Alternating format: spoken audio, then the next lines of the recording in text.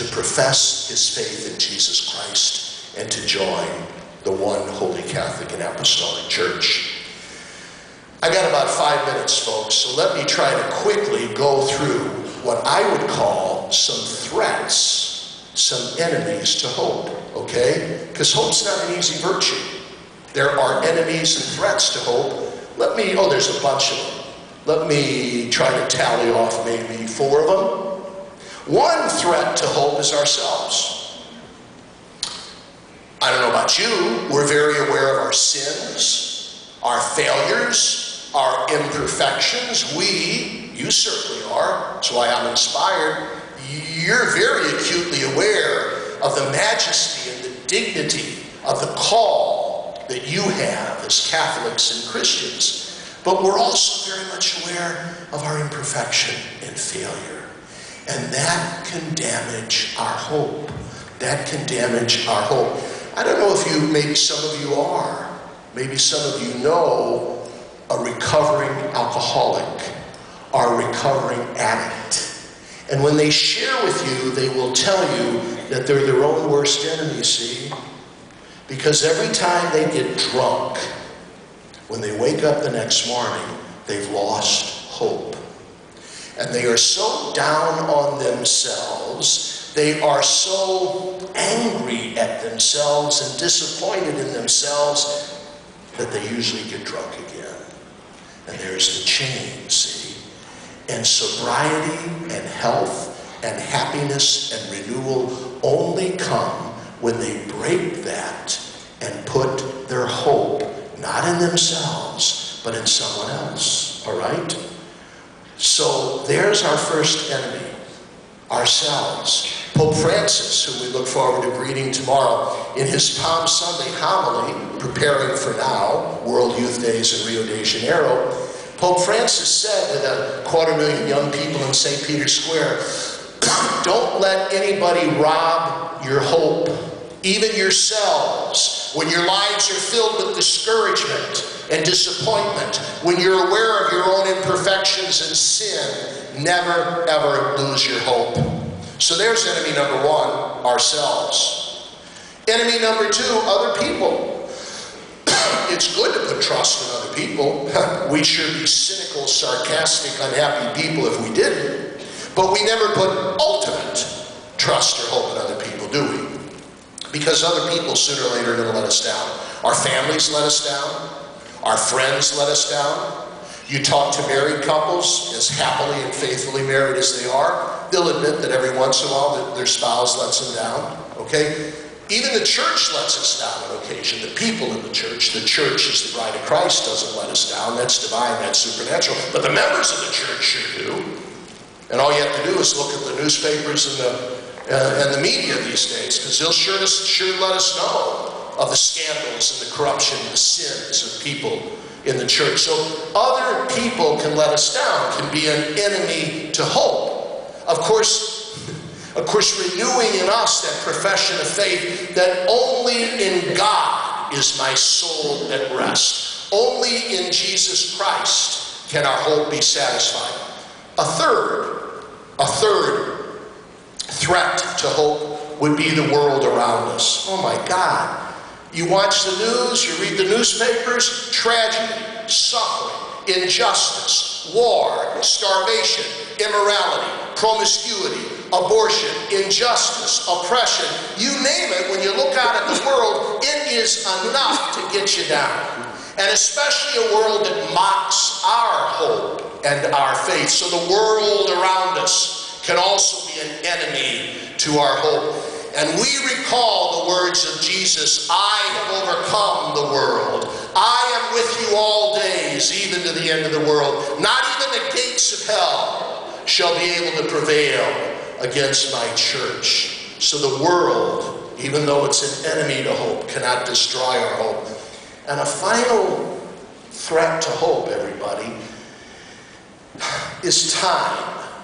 Time. See, get back to that definition of hope I gave you. Not only do we believe in God, we believe in a God who makes and keeps promises. But here's the kicker, everybody. Does he ever take his time? Okay?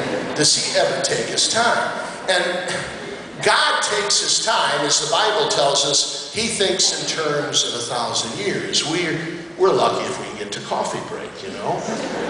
So we have a God who takes his time, and we're impatient people, especially when we're praying for something. Our virtue of hope, thirsting for God, prompts us to prayer, and God takes his time in answering. I've often said, we like a microwave. God prefers a crock pot, okay? You know, a crock pot takes all day, but the food's always better from a crock pot, see?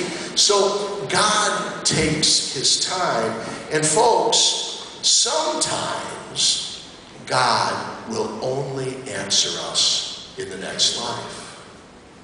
See? So our trust, our searching, our hope is not limited to this life. It's eternal.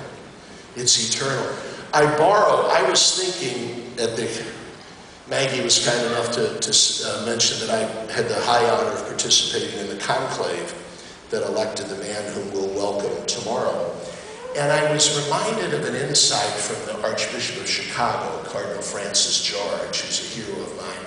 When he was in the conclave of 2005 that gave us our beloved Pope Benedict, and I thought of the same thing.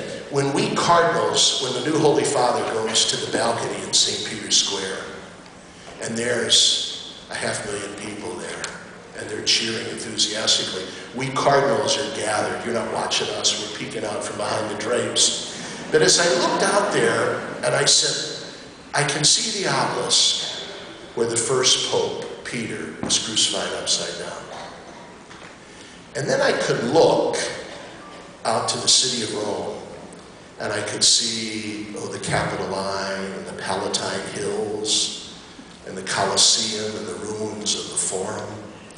And I said, there's that Roman Empire that the world thought would never end, and it's in ruins now.